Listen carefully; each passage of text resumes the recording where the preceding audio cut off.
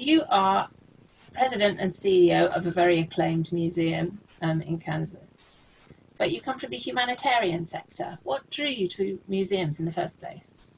I'm really fortunate that I've had the opportunity to find myself in occupations where vocation and occupation intersect.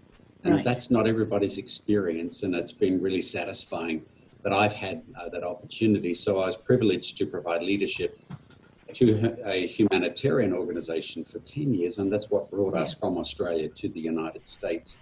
Traveling in the developing world it takes a toll on one, and whilst I enjoyed it greatly, when you work for a board, you want to leave at the time of your own choosing, and while they still love you.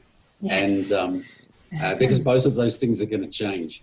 And so I feel that it was time for me to transition out of the organization that I was providing leadership for their well-being as well. And then didn't really want to move to the East Coast, which would have been the most logical thing to do, given that we had young adult children and so on. Yeah. So intentionally decided to move into the arts and cultural sector. So it was a really an intentional shift then to decide to move into the museum sector and provide leadership in this area. It's an interesting museum because it's about the First World War rather than the Second World War. And I think in America, it tends to be the Second World War overshadows the First. Yes, you're absolutely right. It's a question that's commonly asked or comment made by especially the European press, that in the United States, World War I doesn't find itself into the common narrative. It's a complicated war. It's one that the US was only involved in for a comparatively short amount of time. Yeah. And it's certainly overshadowed by World War II and to some degree the Civil War. However, I would argue, of course, that for the United States it was transformative. It really drew the US out of its essentially isolationist position and drew it onto the world stage. And you really can't think about the American century without seeing it as being at least initiated by the US being drawn into World War I. It's profoundly important for the United States. That's very interesting. And so what audience are you speaking to? How do you engage audiences? What audience are you talking to? So the way in which the paradigm that I work through is to think of ourselves as a social history museum that tells the story through the lens of World War I. So therefore, an important constituency are persons who are interested in military history, but the spectrum of audience is much, much larger than that.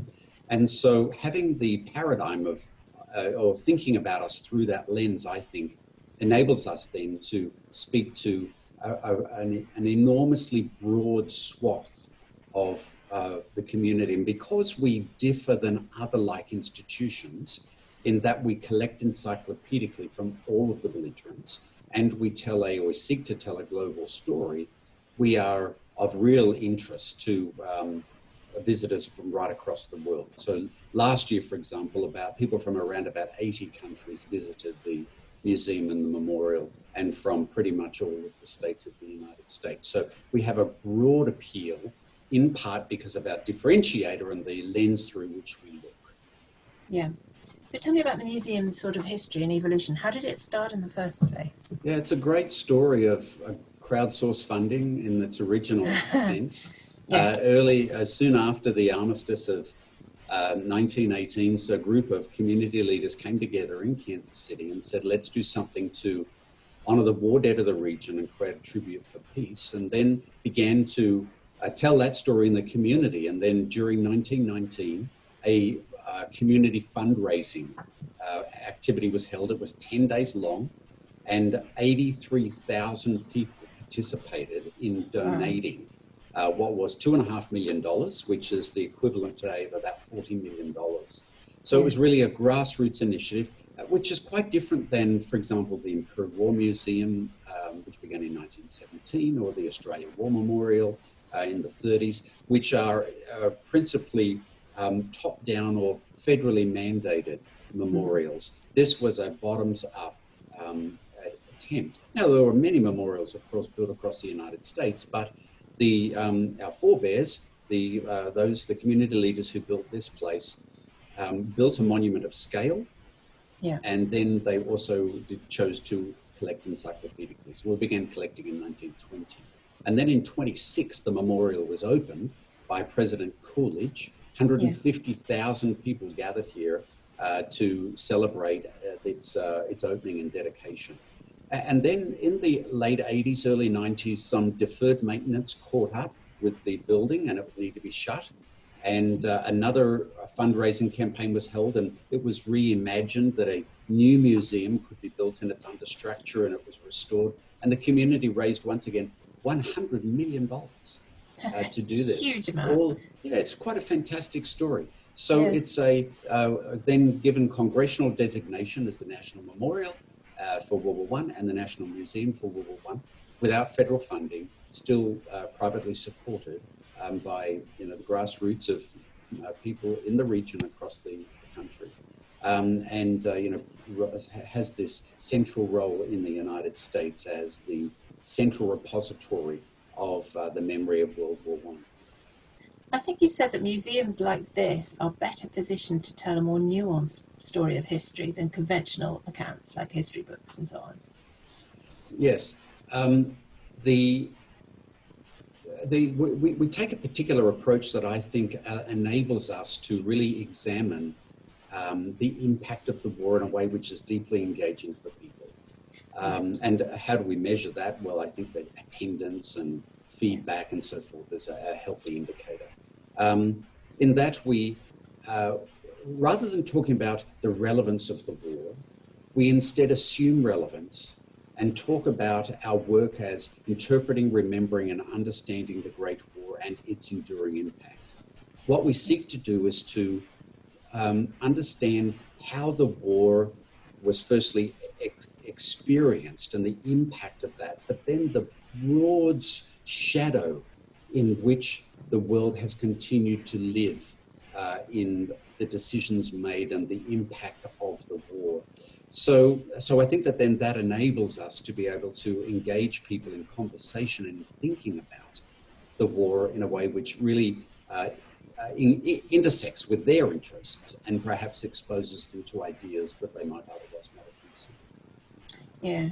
In terms of interpretation, what strategies are you using to be engaged? So we were very fortunate when the new museum was established and opened in 2006.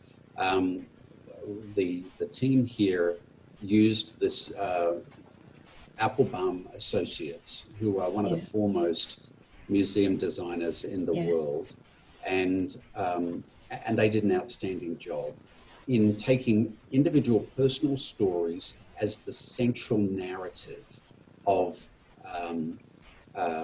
the main galleries, and then of having it self-guided so that you're not forced down a narrative, but at the same time addressing it chronologically, because we recognize that many people don't know about the war and what happened. So it assumes that people can enter into the experience by being exposed to really powerful audio visuals, great storytelling, individual stories, and a chronology that if you were to choose, you can follow. Then people will exit this with if they choose, with a really profound understanding, or if they already have a deep understanding of the war, we examine, content, through artifacts, through objects, the experience of peoples in the war. So it's very much object-driven.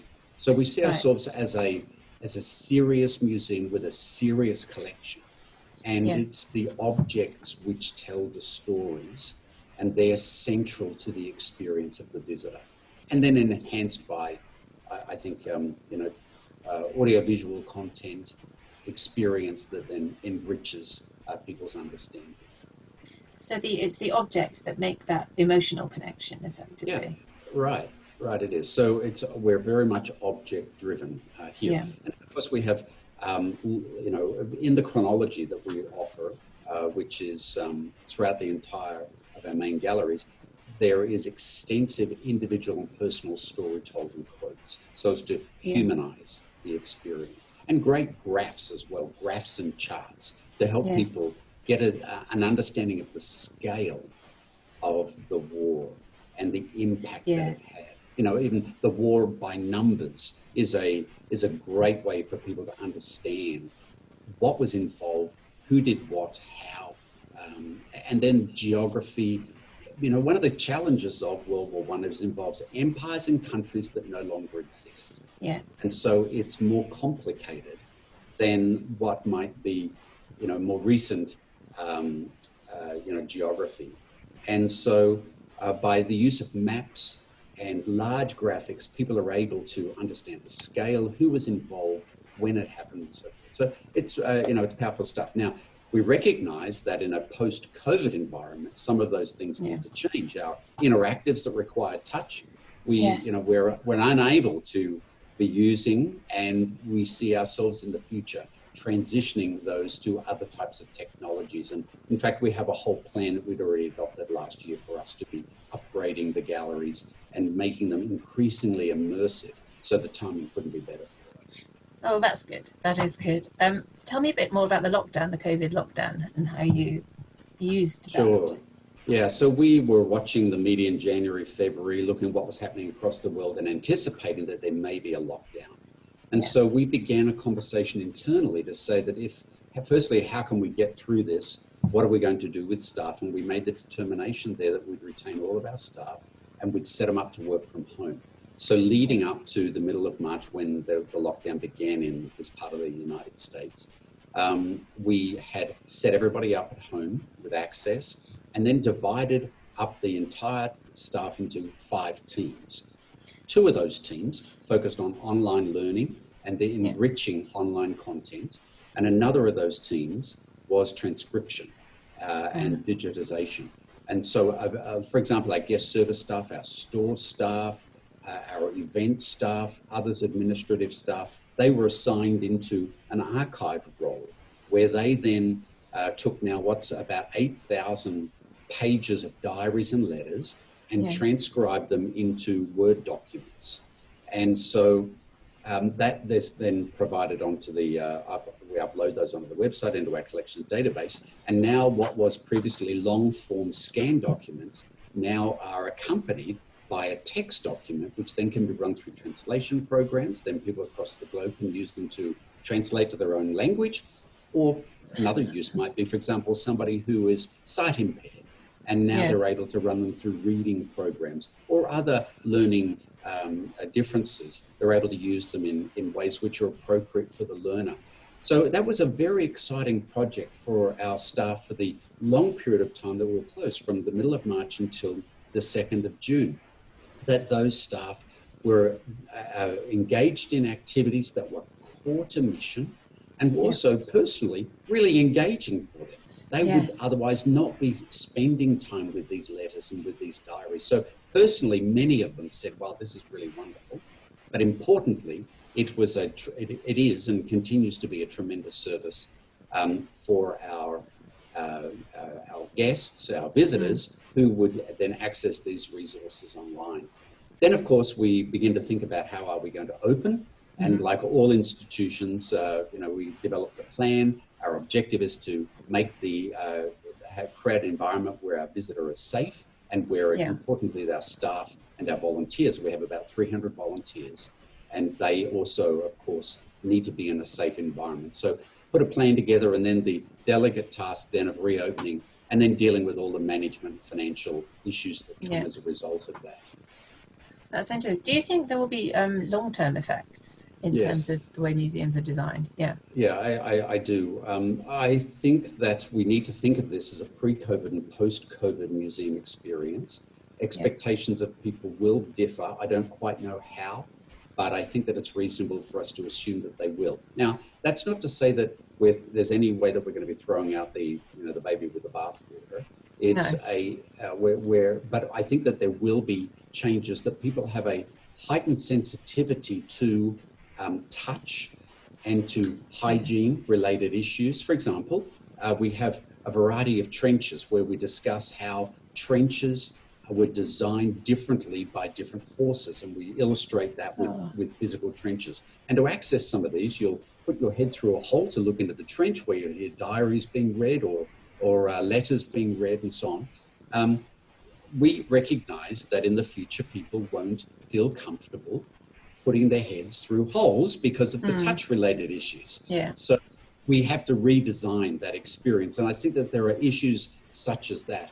Secondly, I think that there has been, over a number of years, there's been an increasing desire and use of digital assets by educators right across the globe. That was accelerated rapidly during the shutdown.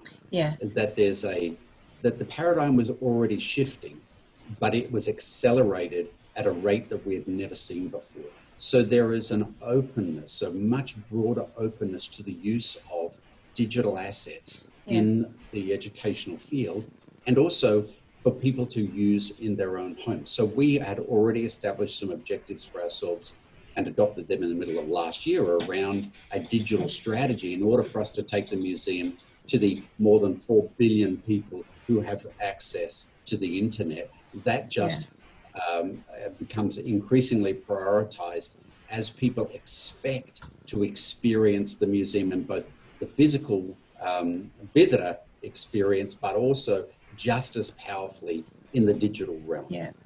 And so there are going to be differing expectations in that respect as well. And then from a funding perspective, many institutions, it's enormously challenging. Those who we have a cocktail mix of funding, and it certainly puts pressure on our funding in order to be able to get through the crisis, and then in order to build up our reserves again for next time this happens or some similar crisis, and also have a model which has sustainability for the long run.